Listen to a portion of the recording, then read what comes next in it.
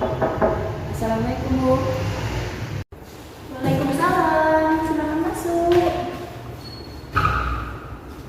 Selamat sore, Bu. Ya, silakan duduk.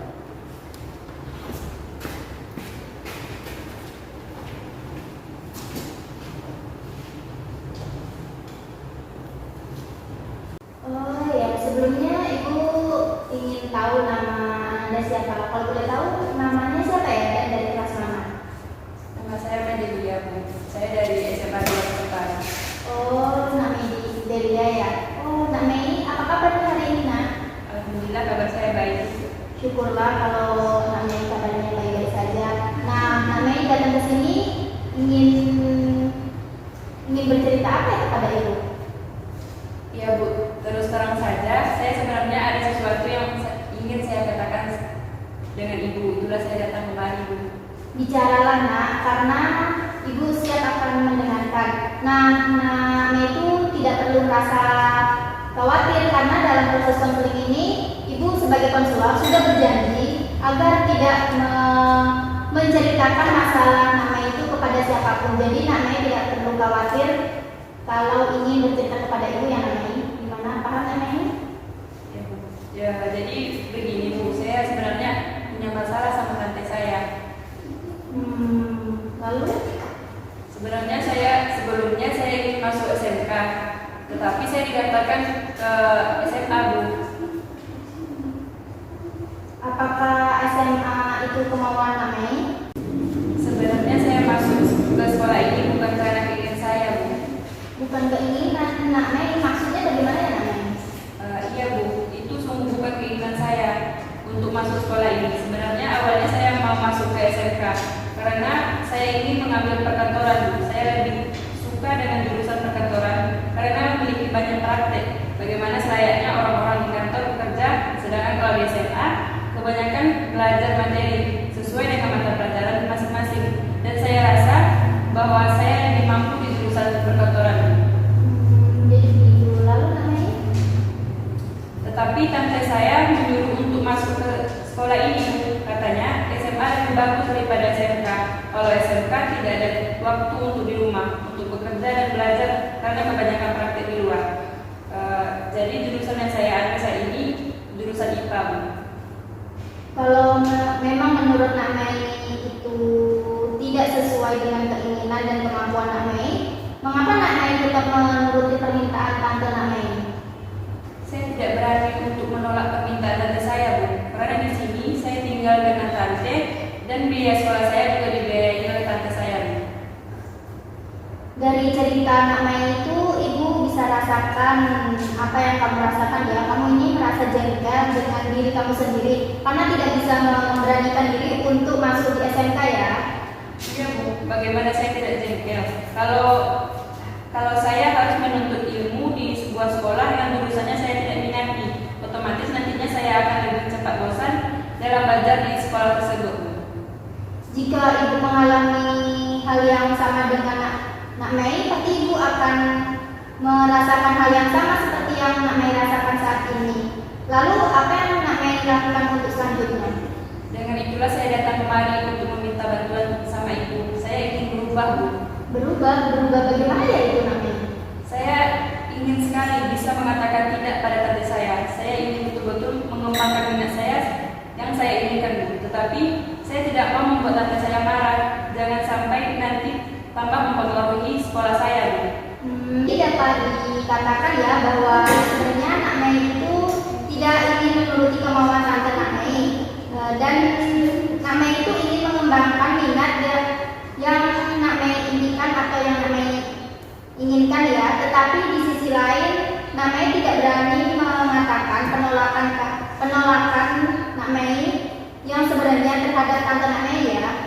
Iya, benar, Bu. Coba Ibu pikirkan saya. Selalu menuruti kemauan tante saya tanpa memperhatikan keinginan saya. Sedangkan yang akan menjalani nantinya kan saya sendiri, Bu. Saya juga memiliki keinginan. Baiklah, jadi menurut Nak Mei itu kalau tante Nak Mei itu memaksakan keinginan untuk dituruti atau dilakukan ya, tidak peduli dengan apa yang Nak Mei inginkan dan sampai saat ini kamu tidak berani untuk menolak menolak apa kemauan tante Nak Mei ya, karena melihat kehidupan sehari-hari Nak Mei, tante Nak Mei itu orangnya sangat keras dan apa yang diinginkan itu harus dilakukan ya Nak. Iya Bu. Apakah sebelumnya Nak Mei sudah pernah menolak keinginan tante Nak Mei? Ibu saya pernah bilang, dia mengatakan bahwa tidak usah membantah, ikuti saja kemauan tante kamu. Karena kalau kamu nekat, bisa jadi kamu tidak bisa melanjutkan sekolah lagi. Yang akhirnya membuat saya tidak bisa menolak Bu. Saya hanya terpaksa mengikuti kemauan tante saya Bu. Lalu kamu setuju dengan apa yang dikatakan Ibu Nak Mei? Sebenarnya saya tidak setuju, tapi mau bagaimana lagi Bu? Saya tidak berani untuk tetap membantah Bu. Tapi kalau kamu tidak akan berani untuk mengatakan, maka Nak Mei itu akan terus-terusan seperti ini, selalu mengikuti kemauan tante Nak Mei, dan hal itu membuat Nak Mei tidak memiliki kemampuan untuk mandiri. Lalu saya harus bagaimana Bu? Jadi begini, kita akan mencoba teknik kursi kosong. Nah, di mana teknik kursi kosong ini, Nak Mei membayangkan yang di depan Nak Mei itu yang berperan sebagai tante Nak Mei ya. Nah, Nak Mei akan duduk di kursi Nak Mei sendiri dan di depannya itu kursi kosong. Nah, Nak Mei bayangkan saja di depan itu adalah tante Nak Mei ya. Karena di sini ibu melihat bahwa saat ini kamu itu sedang merasakan dua hal yang saling bertentangan, yaitu pikiran untuk ingin mengatakan tidak pada kemauan tante Nak Mei dan memiliki pemikiran takut untuk melawan tante Nak Mei. Padahal sebenarnya kamu ingin apa benar seperti itu Nak? Iya Bu. Nah, yang ingin kamu lakukan sekarang adalah katakan apa yang sebenarnya dengan yang ada di pikiran kamu saat ini. Sehubung dengan pertentangan tersebut, anggap saja bahwa pikiran kamu yang menyuruh itu untuk melawan adalah posisi kamu sendiri, dan sedangkan pikiran yang menyuruh kamu mengikuti tante kamu itu adalah posisi tante kamu. Di sini kamu akan tahu pikiran mana yang akan kamu menangkan, dan dari sini pula kita akan mengambil tindakan untuk kedepannya. Bagaimana Nak? Iya Bu, saya mengerti. Baik, siapkan diri kamu benar-benar sebelum kita memulainya. Apakah kamu sudah siap Nak? Iya Bu, saya sudah siap. Nah, sekarang coba bayangkan apa yang sebenarnya kamu ingin katakan saat ini sehubung dengan keinginan tante kamu Nak Mei. Saya ingin mengatakan tidak sama tante saya Bu, tetapi saya rasa tidak mungkin. Kata siapa tidak mungkin Nak? Mana mungkin saya berani melawan tante saya, apalagi orang tua saya selalu mengingatkan agar jangan melawan. Dengan saya mengikuti apa yang tante saya inginkan, berarti saya berbakti kepada orang tua saya. Karena orang tua saya selalu mengatakan bahwa jangan pernah melawan, lebih baik diam daripada melawan. Saya pikir itu benar. Ya, memang benar. Tetapi apakah dengan kamu menuruti keinginan tante kamu dikatakan berbakti Nak? Ya mungkin tidak apa-apa kalau saya melawan sesekali saja untuk memberitahukan kepada mereka tentang keinginan saya yang sebenarnya. Tetapi kalau saya melawan atau tidak menuruti keinginan tante saya, maka bisa jadi sekolah saya yang terganggu nantinya. Mungkin tante saya tidak mau membiayai sekolah saya lagi. Kalau seandainya tidak dibiayaikan, saya bisa mengurus beasiswa atau berusaha untuk mandiri mencari biaya sekolah saya untuk saya sendiri. Masa saya terus-menerus merasa takut? Saya harus melakukan sebuah perubahan. Jangan sampai tante saya terus-menerus seperti ini. Kalau begini, terus kapan saya bisa maju? Nah, cukup dulu ya Nak untuk sementara ini. Dari sini kita bisa tahu bahwa sebenarnya Nak Mei itu percaya pada diri Nak Mei sendiri, dan kamu mengatakan bahwa kamu itu bisa dan dapat diambil kesimpulan bahwa Nak Mei itu harus benar-benar bisa melawan kemauan tante Nak Mei. Betul Bu, tetapi saya tidak tahu bagaimana saya harus mengungkapkan ini semua. Nah, di sini kita akan melakukan teknik kursi kosong ya. Nah, di sini kita akan melakukan teknik kursi kosong lagi ya. Silakan persiapkan diri kamu, posisikan badan kamu senyaman mungkin. Tarik nafas pelan-pelan melalui hidung dan keluarkan secara perlahan melalui mulut. Bayangkan di kursi itu ada bapak kamu dan kamu akan mengatakan yang sebenarnya kepada tante kamu. Coba diceritakan kembali apa yang kamu bisa bayangkan. Tante, Mei minta maaf sebelumnya. Sebenarnya Mei tidak mau menolak apa yang tante inginkan dari Mei. Tetapi Mei juga tidak bisa memaksa diri untuk di SMA.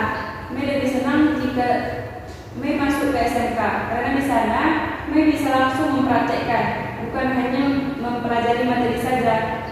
Percuma juga Mei masuk di sekolah tersebut jika Mei tidak memiliki minat. Mei hanya akan menghabiskan uang tante saja untuk biaya sekolah. Nah, selanjutnya coba bayangkan bagaimana tanggapan tante kamu setelah kamu mengatakan sejujur-jujurnya itu. Nah, di sini kamu bisa pindah untuk ke depan itu. Dan kamu sekarang berperan bergantian menjadi tante kamu. Kamu jawab saja apa yang ada di pikiran kamu itu untuk merespon apa yang sudah kamu katakan itu. Kamu sekarang berperan sebagai tante kamu. Silakan pindah.